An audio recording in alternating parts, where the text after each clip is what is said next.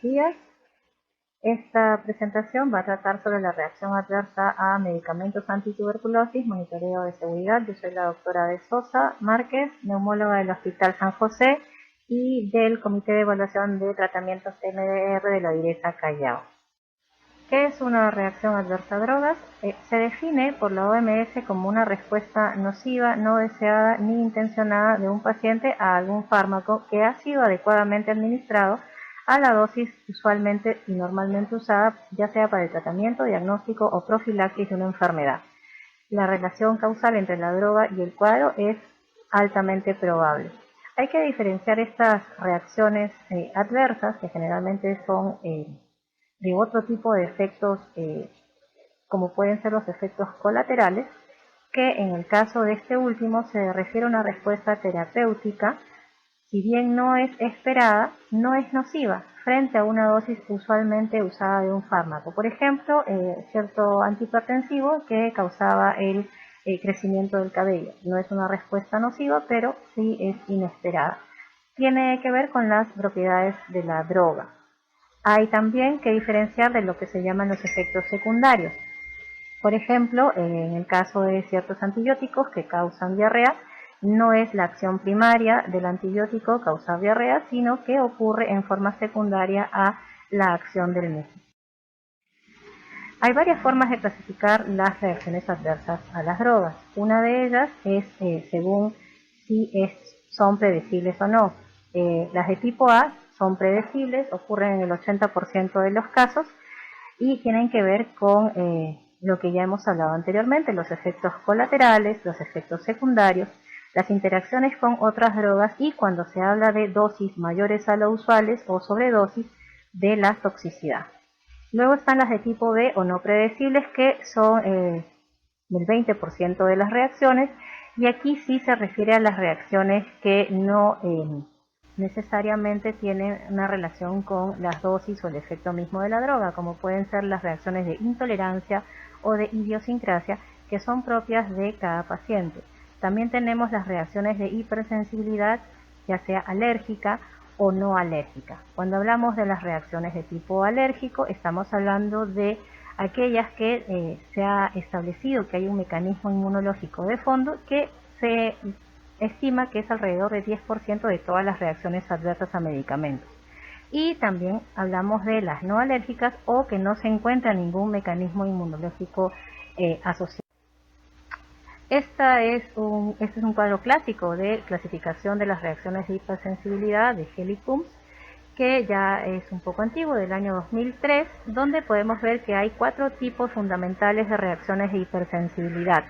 Las de tipo 1, mediadas por IgE, en las que podemos, por ejemplo, tener al asma o las reacciones de anafilaxis.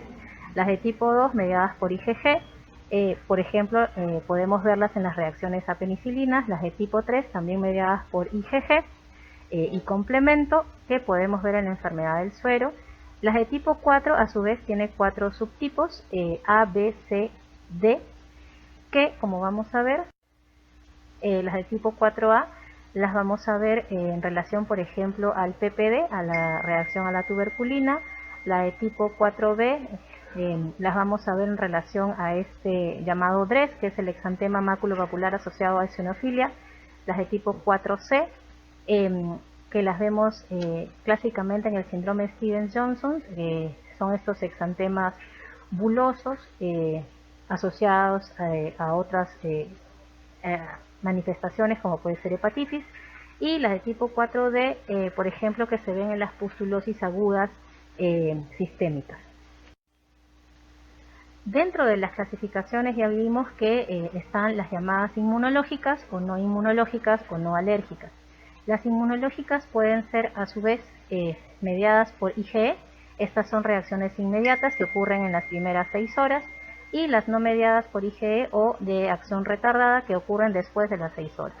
Y como ya dijimos, en las no inmunológicas no se encuentra algún mecanismo inmunológico asociado, pero las características pueden ser muy similares a las reacciones alérgicas.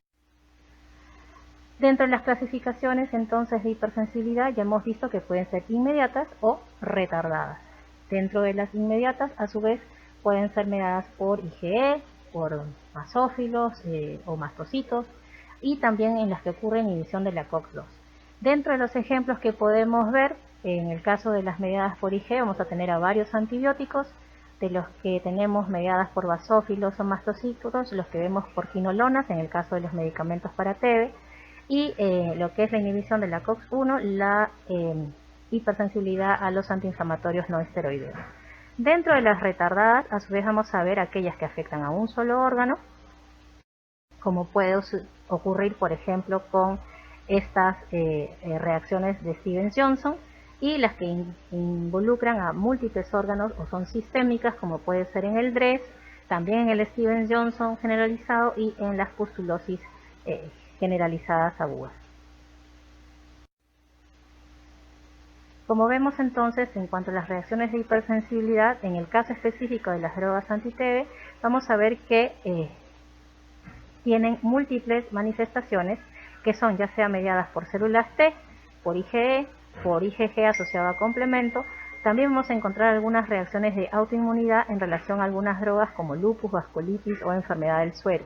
Y también vamos a ver dentro de las reacciones por células T, tanto las reacciones cutáneas como las sistémicas u orgánicas. ¿Qué tan frecuentes son estas reacciones adversas? Bueno, son mucho más frecuentes en el caso de las drogas a segunda línea. Como veremos, se estima alrededor de un 60-70% en relación a las reacciones a las drogas de primera línea, que ocurren menos frecuentemente, alrededor de un 10-13%.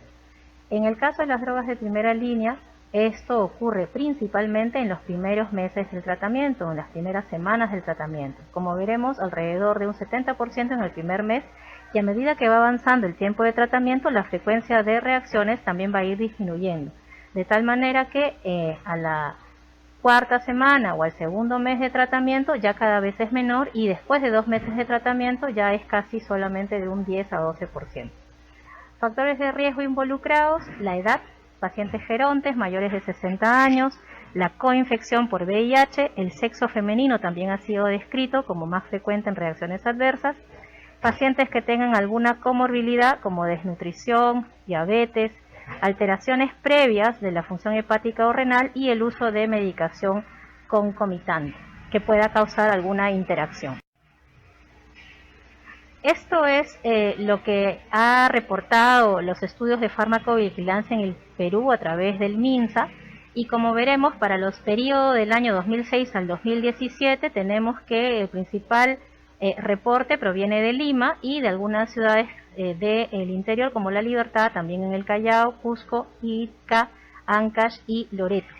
A la cabeza, notificaciones de RAM por medicamentos anti-TB. Los hospitales que más han reportado: el Hospital de Belén de Trujillo, el Loaiza, el Regional Docente de Trujillo, el Militar Central, el Antonio Lorena y también el Hospital del Cusco. ¿Qué medicamentos causaron más reacciones en este periodo de 10 años? Sobre todo más frecuentes, porque son más usados, los medicamentos de primera línea: rifampicina a la cabeza, isoniazida, piracinamida y etambutol. Las drogas de segunda línea son menos usadas, pero en proporción, en relación al uso, también hay reportes de reacciones a los fármacos de segunda línea. ¿Y qué RAM son las que se evidenciaron con mayor frecuencia? Principalmente los trastornos gastrointestinales, seguidos por los de piel y anexos, luego los trastornos neurológicos, psiquiátricos y hepatobiliares. Realmente hay todo tipo de manifestaciones, pero estamos enumerando aquellas que fueron con mayor frecuencia. ¿Cómo se define la severidad de la RAM? Pueden ser leves, moderadas o severas. Las de grado 1 o leves básicamente son aquellas que solo afectan a la piel o a un solo sistema. El manejo suele ser sintomático y no requieren suspender el tratamiento. Las de grado 2 o moderadas son aquellas que afectan a 2 o más sistemas, pero, aquí es lo importante, sin cambio en los signos vitales. Por lo tanto, no son amenazantes para la vida, no son riesgosas. Pueden requerir la suspensión temporal del medicamento. Una vez que se maneja, se puede reintroducir el medicamento. Las de grado 3 o severas, en cambio, afectan a más de 2 sistemas, hay alteración de los signos vitales, son amenazantes para la vida y a veces inclusive no solamente pueden dejar incapacidad permanente al paciente, sino que también pueden causar anormalidades congénitas a la siguiente generación y o muerte. Por lo tanto, estas requieren manejo en hospitalización, requieren la suspensión inmediata del tratamiento y, dada la complejidad, requieren evaluación multidisciplinaria. Según la severidad, entonces, para los fármacos anti-TB, vamos a ver que ya hemos dicho, pueden ser leves, pueden ser moderadas, pueden ser graves. En este caso se deben suspender los fármacos y algo muy importante, no se debe intentar el reto o la reintroducción de los fármacos potencialmente causales. Y aquí vamos a ver algunos ejemplos: síntomas generales, cefalea, náuseas, dolor abdominal, son las RAFAs leves. RAFAs moderadas, ya gastritis, ¿no?, que amerite un manejo o de repente momentáneamente la suspensión de la medicación. Artralgias, alteraciones de la audición, urticarias. Pero cuando ya hay lesiones como estas dermatitis exfoliativas, ictericias, ya sea con hemorragia, con coma, hepatitis, ¿no?, alteraciones de la visión como esta neuritis óptica o el edema angioneurótico, esto ya requiere la suspensión del fármaco y obviamente el manejo en hospitalización, y debe evitarse la reintroducción del fármaco causal. ¿Cómo debe abordarse una RAM? Lo primero, hacer una buena historia clínica detallada en la cual se enumeren los síntomas y la secuencia en que estos han aparecido, desde cuándo presenta las reacciones, al cuánto tiempo de iniciado el tratamiento, si es que ha habido alguna historia previa de alérgicas a los fármacos, si es que hay alguna comorbilidad. Se deben listar todas las drogas que se están tomando a la vez, las dosis, por la posibilidad de interacciones. Se debe buscar al agente más sospechoso y tratar de excluir otras causas, inclusive verificar si no hay alguna otra medicación que pueda estar causando el mismo problema. Evaluar el riesgo de reacción cruzada con otras drogas y también con algunos alimentos o que pueda estar ingiriendo el paciente. Hay que también estimar la severidad, y hemos visto que es importante para ver el manejo y también para ver si se puede reintroducir la droga. Se debe registrar la reacción adversa, para eso hay formatos. Se deben hacer los diagnósticos a través del laboratorio en los casos que sea pertinente, y si es que el paciente ya está estable, si es que no ha sido una RAM severa, se podrá reintroducir las drogas en forma progresiva. Siempre considerar evitar el desarrollo de resistencia. Sobre las reacciones, aquí tenemos el ejemplo de qué tipo de reacciones se asocian a cada droga. En el caso de los medicamentos de primera línea, isoniazida sobre todo se caracteriza por hepatitis, alteraciones hepáticas, neuropatías periféricas y reacciones en piel. Rifampicina está asociada también a alteraciones de las transaminasas, hepatitis de tipo colestásica, también manifestaciones en piel y gastrointestinales. Piracinamida a la cabeza es uno de los más potentes hepatotóxicos, también se caracteriza por poder dar artralgias e hiperuricemia. Etambutol, clásicamente asociado a las neuritis retrovulvar y periférica, y estreptomicina asociado a toxicidad vestíbulo-coclear y renal según la dosis. Los fármacos de segunda línea, cicloserina sobre todo asociado a alteraciones de la conducta, trastornos psiquiátricos, etionamida asociada a síntomas gastrointestinales e hipotiroidismo, los aminoglicósidos en general asociados a nefro y ototoxicidad y también alteraciones de los electrolitos. PAS ya no contamos con él, pero asociado a síntomas gastrointestinales e hipotiroidismo, así como mala absorción, y las quinolonas asociadas a mialgias, artralgias, moxifloxacina específicamente asociada a prolongación del intervalo QT. Las drogas del quinto grupo o para tratamiento XDR, en general asociadas a alteraciones del QT, en el caso de bedaquilina asociada también a lo que es náuseas, vómitos, artralgias, clofazimina asociada a lo que es alteración de las mucosas con hiperpigmentación de piel, mucosas y fluidos corporales, con fotosensibilidad y prolongación del QT, al igual que de la manit, linezolid, asociado a lo que es mielosupresión, los carbapenem asociados a convulsiones y a colitis pseudomembranosa, y la tioridazina asociado a movimientos extrapiramidales, fotosensibilidad y también prolongación del QT.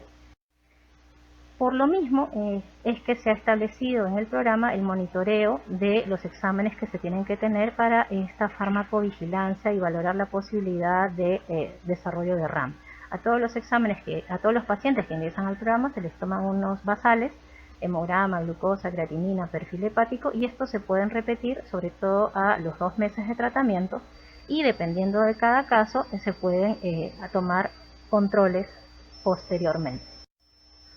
Dijimos que más frecuentes son las RAM en los casos de pacientes con drogas de segunda línea.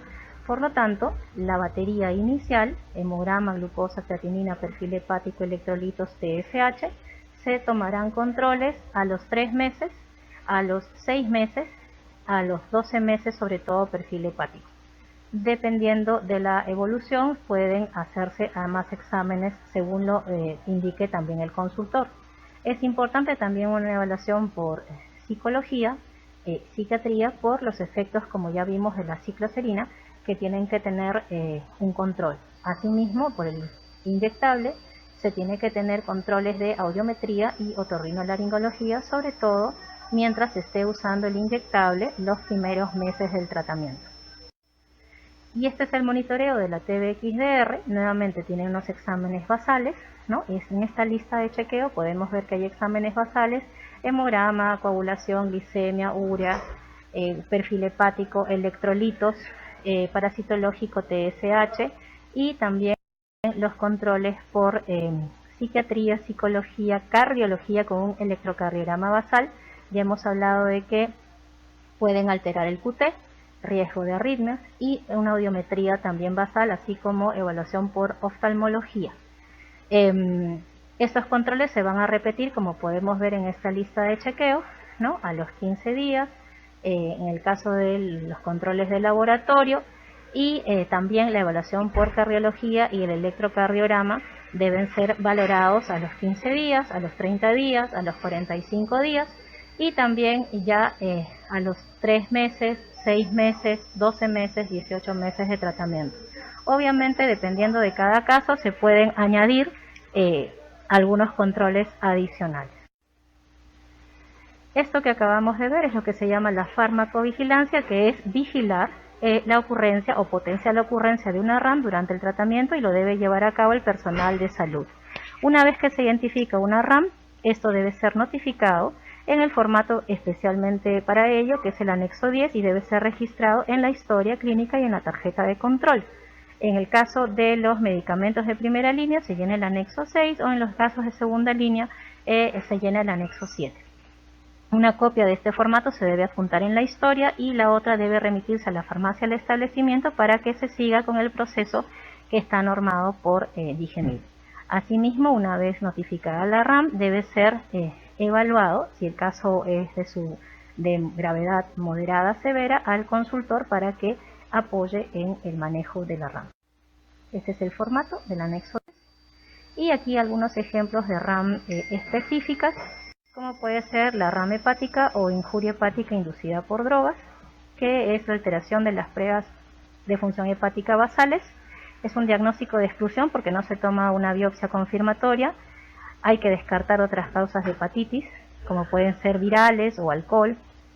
La presentación puede ocurrir varias semanas o a veces hasta meses después de iniciado el tratamiento, y se presume que ocurre una RAM cuando hay una elevación de la TGP, cuando ocurre la reexposición a la droga, o cuando ésta se retira, disminuye esta enzima.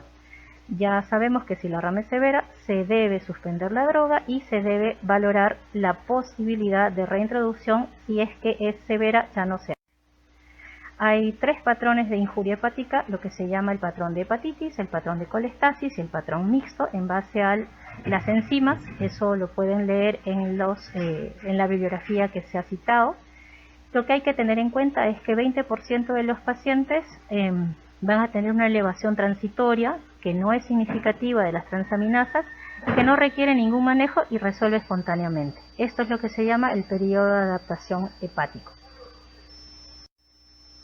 ¿Cuándo se debe suspender el tratamiento? Cuando las transaminasas se elevan, en el caso de presentar síntomas, más de 5 veces el límite superior de la normalidad, y la fosfatasa más de 3 veces.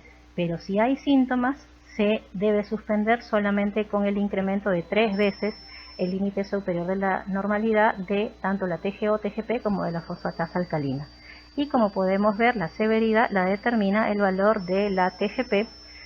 Si es leve, entre 3 y 5 veces el valor normal, moderado, de 5 a 10 veces el valor normal, y severo, más de 10 veces el valor normal. Cuando identificamos una RAM hepática, tenemos que valorar cuál es la droga potencialmente causal. Las drogas de la izquierda son las más potencialmente hepatotóxicas, a la cabeza piracinamida, pero también puede deberse isoniazida, rifampicina, etionamida en menor posibilidad y PAS. Y menor riesgo los aminoglicósidos, el etambutol, las quinolonas y la cicloserina. Si yo tuviera que reintroducir la droga, no tendría que ser ninguna de estas, más probablemente podría usar este tipo de medicamentos. Sobre las RAM dérmicas, aquí vamos a ver que hay múltiples presentaciones, por poner un ejemplo, de las diferentes drogas que pueden manifestarse como acné, prurito, rash, fototoxicidad, líquen, pigmentación, urticaria, el famoso DRESS, ¿no?, que es la reacción con eosinofilia y síntomas sistémicos, vasculitis. Hay reacciones que tienen toxicidad sistémica como el Stevens-Johnson, la necrolisis epidérmica tóxica, aparte del DRESS. Vemos que hay una variedad de síntomas que pueden ser presentados por las diferentes reacciones a diferentes drogas. Lo importante es estar al pendiente de las primeras manifestaciones iniciales, que pueden empezar como un rash, pero que pueden progresar en el tiempo. Eso implica un buen seguimiento y monitoreo de cualquier manifestación que el paciente refiera para evitar llegar a este grado de lesión. ¿Qué es el reto? El reto es el reinicio de la medicación antituberculosa, en este caso, luego de la suspensión total de los fármacos. Esto debe ser en forma gradual, progresiva, y básicamente es una prueba diagnóstica. El objetivo es identificar cuál es el fármaco causal de la RAM. Otros nombres que se le ha dado es el test de provocación, de reexposición, retrogradual de drogas o test de dosis incremental, en inglés D-Challenge o Re-Challenge. Antes del reto, el paciente debe estar completamente recuperado de la RAM inicial. El reto puede hacerse ambulatorio, aunque si el paciente está muy comprometido y es de moderado a severo, o mejor dicho, moderado, es preferible que esté hospitalizado. En casos severos ya sabemos que no se debe volver a retar la droga, y completado el reto se debe reiniciar el tratamiento con las drogas que han sido toleradas a las dosis ajustadas según. Desensibilización es el otro procedimiento que se realiza. Básicamente consiste en la reexposición también repetida, gradual y progresiva al fármaco.